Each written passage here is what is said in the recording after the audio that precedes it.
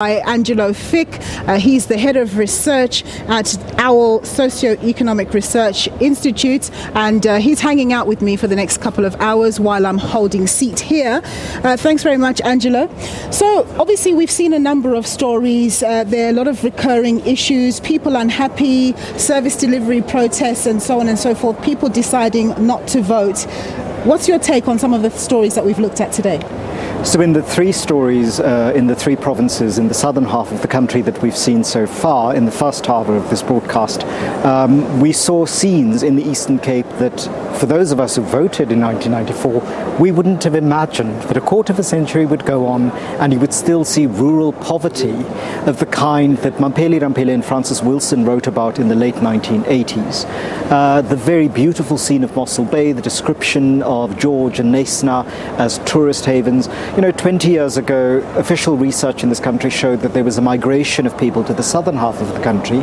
And so the question around, infrastructure having to cope with that migration, we knew this was happening. And those communities are also some of the most unequal communities in this country. If you look at the haves and the have-nots, let's go back to the Knysna fires of a few years ago.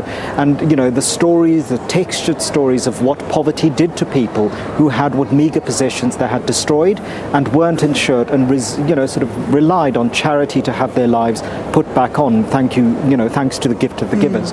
If we go to the Northern Cape, a sparsely populated province in which the IEC official could say only 7 more of these visits, and compare that to the densely populated KwaZulu-Natal province, where the IEC says they may possibly not reach all 100,000 people who need to cast the special vote.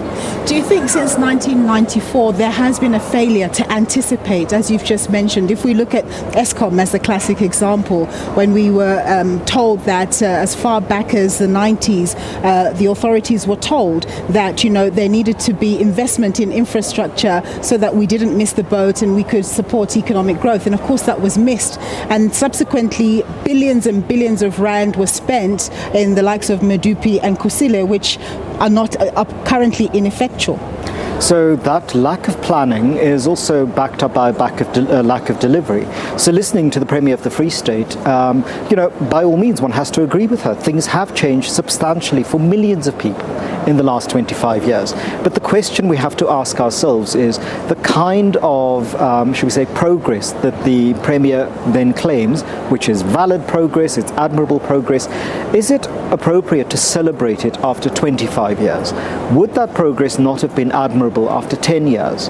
And if we can imagine that a Premier should not have to claim the building of a high school and the paving of roads 25 years later, that Premier should possibly be claiming higher forms of achievements. But because we've had this unequal delivery and we've had real problems with service delivery and rollout, corruption, maladministration, all of those problems have hampered service delivery. And so the question isn't how much has the ANC done in power. What many communities who are unhappy are pointing out is all sorts of things should have been done, they haven't been done, and they're unhappy. And their unhappiness deserves more than simply a response, once again, of being told to wait. And one of the researchers said that communities go to violence too quickly. We know from talking to people in communities that is often their last resort. It is what they do after 10 or 15 years of going via all of the channels and having, 1, no response, 2, having their response ignored. We also know this from municipal officials who say, I would like to do the following things, but I know that I will go nowhere in my party and I will be replaced within seconds if I do this. And that, I think, was even heard as high up as the Constitutional Court, where Chief Justice Mogoeng reminded us that party officials who are deployed are often conflicted because they're only deployed into government because of their parties. But once in government, they take an oath of office to be loyal to the Constitution and the people of South Africa. And if they do not do their party's bidding, they're often kicked out. And so that conflict, I think, is a real conflict that South Africa will have to address in the next phase of democratic governance. What are your thoughts about the various pre-election polls that take place?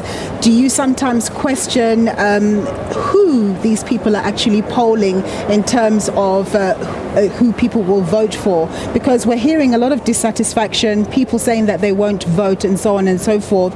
Do you think that they're anywhere close to the reality that we'll see post May the 8th? And what's the value of them?